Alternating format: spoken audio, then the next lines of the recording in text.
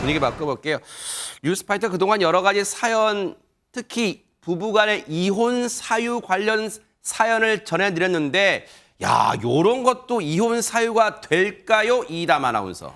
네, 제가 사연을 좀 소개를 해드리겠습니다. 두 아이를 둔 11년 차 맞벌이 부부의 사연입니다. 네. 이 집집마다 다 경제 시스템이 조금씩 다른데요. 네. 이 집은 두 아이의 교육비와 생활비를 한 계좌에 같이 입금을 하고 이제 같이 쓰고요. 또 개인 지출용 카드는 또 따로따로 쓰고 있다고 합니다. 그리고 남편과 아내가 수입이 좀 비슷하다고 하니까 서로 이제 빤한 거죠. 어느 정도 버는지가. 근데 몇 년 전부터 남편이 좀 달라졌다는 겁니다. 어떤 때는 통장에 입금하지 않는 달이 생기기도 했고 돈이 부족한 모습을 보였다는 겁니다. 어머, 일단은 뭔가 경제 공동체 같은 모습을 보여요. 일단은 모아놓고 거기서 막 이렇게 같이 나가는 거 막 쓰는데 글쎄요. 혹시 임주혜 변호사님 잘 생활하다가 잘 이렇게 공동으로 생활하다가 뭔가 삐끗하는 모습 남편에게 뭔가 이상 징후가 보인 거예요. 뭡니까 이거? 그렇죠. 아내 입장에서는 좀 이상하게 생각할 수밖에 없겠죠. 제대로 일을 하고 있는데 왜 자꾸 수입이 부족해 보이고 돈이 부족해 보이나 이렇게 좀 궁금해하다가 이제 조심스럽게 남편에게 물어보게 됩니다. 혹시 좀 요즘 어떤 일이 생긴 거냐 이렇게 조심스럽게 물어봤더니 이제 남편이 하는 말이 시어머님께 자신의 카드를 줬다 이렇게 또 말을 했던 거죠. 어머, 아니 박성배 변호사님. 홀어머니가 혼자 사시니까 그러면 수입도 없고 힘들게 사시니까 뭐 드렸다는 거예요. 뭡니까 이게? 경제적 사정까지 정확하게 드러나 있지는 않습니다. 그래도 적어도 이 남편이 처음에 시어머니에게 카드를 건넬 때는 경제적으로 종종 밥도 사 드시라는 의미로 드렸던 것 같습니다. 네. 그런데 문제는 이 시어머니가 그 카드로 명품을 사드리고 있다는 겁니다. 어머. 이 남편에 따르면 시어머니의 지출을 감당하지 못해서 생활비도 부담하지 못할 상황이라는 것입니다. 아니 근데 이거는 처음에는 이 남편의 행동이 아들로서 응당할 수 있는 행동이라고 보는데 어머니가 예상과는 달리 명품을 산다면 아들이 먼저 엄마 내가 그 소고기 국밥 같은 거 드시라고 지금 사드린 그 카드 드린 거지 명품 사라고 드려서라고 했겠죠 아들이. 그렇죠. 그래서 어머니 저는 그냥 맛있는 것만 드시라는데 명품이다니요. 근데 어머니가 알았다 그런 게 아니라 네. 서운하다. 내가 널 키우느라고 몇 억이 들었는데 내가 명품 하나 못 사냐?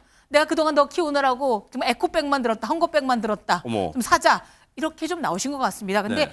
많은 분들이 지레짐작하시는 게 나이가 들면 무소유가 되는 것 같고 아무것도 갖고 싶지 않은 것 같지만 더 갖고 싶답니다. 게다가 아하. 동창회가 문제입니다. 네. 저만 백이 없고 저만 반지가 없으면 아하. 아들 카드로 사고 싶을 수도 있을 겁니다만 네. 이분이 조금 생활비까지 걱정할 지경에 놓였다면 조금 실수하신 거죠. 아들이 남편분이니까 아들이잖아요. 아들이 참다 못해 엄마 이제 더 이상 명품 사는 거 안 돼요라고 했는데 서운하다라고 하면 그럼 카드 주세요라고 할 것 같았는데 설득하는 걸 포기했대요. 그럼 최진봉 교수님 예. 효심이 더 정말 지극한 거예요? 아니면 뭐 마마보이예요? 뭐 어떻게 봐야 되는 거예요? 그러니까 좀 이해가 안 돼요. 그렇게 되면 그거는 본인이 좀 뭔가 좀 물리적인 행동, 그러니까 제가 말씀드린 물리적 행동은 뭐 카드를 회수하든지 아니면 카드 정지를 시키든지 이런 방법이 있어야 될 텐데 그렇게 안 한 거죠. 그러니까 결국 이제 아내 입장에서는 직접 나설 수밖에 없는 상황이 됐고, 아하. 그러니까 시어머니한테 이제 연락을 할 수밖에 없잖아요. 네. 아니 어머님 이게 너무 많이 지출을 하시다 보니까 저희 경제가 상당히 어렵고 가기가 그러겠죠. 어려워졌습니다. 그런 지출을 좀 줄여주세요라고 사정을 하게 됩니다. 그런데 이 시어머니의 반응이 문제입니다. 어머. 그렇게 얘기 듣고 보통 같으면 그래 내가 너무 지출이 심했다 좀 줄일게. 그러나 카드를 줄 수는 없지만 내가 뭐 적당히 쓸게라고 얘기하는 게 아니라 어머. 아내를 향해 폭언을 하고요. 아이고. 뺨을 때리는 어머, 일까지 어머. 이루어졌다고 합니다. 어머 이게 무슨 아무리 시어머니 며느리 관계를 하더라도 지금 시어머니 행동은 적반하장격이잖아요. 그러면 이 아내분의 최종 고민은 뭘까요? 이담 아나운서. 두 가지가 있습니다. 아하. 일단 뭐 키워준 부모에게 선물 사드릴 수 있죠. 여건이 된다면. 하지만 이 어머니께서는 지금 가게가 좀 어려워질 정도의 명품 소비를 한다는 거잖아요. 이건 사치입니다. 그래서 생활비를 뛰어넘는 시어머니의 사치와 감당할 수 없음에도 시어머니에게 끌려다니는 남편이 변하지 않을 것 같다. 바꿀 수 없을 것 같다. 이게 이혼 사유가 되느냐. 이게 첫 번째 고민이고요. 두 번째는 방금 말씀하신 것처럼 시어머니와 시어머니의 폭언과 폭행이 있었잖아요. 이게 위자료 청구가 가능할까요? 라고 물었습니다. 야, 이게 오죽하면 보세요. 결혼 11년 차예요. 그리고 지금 이 부부 사이에는 아이가 둘이나 있어요.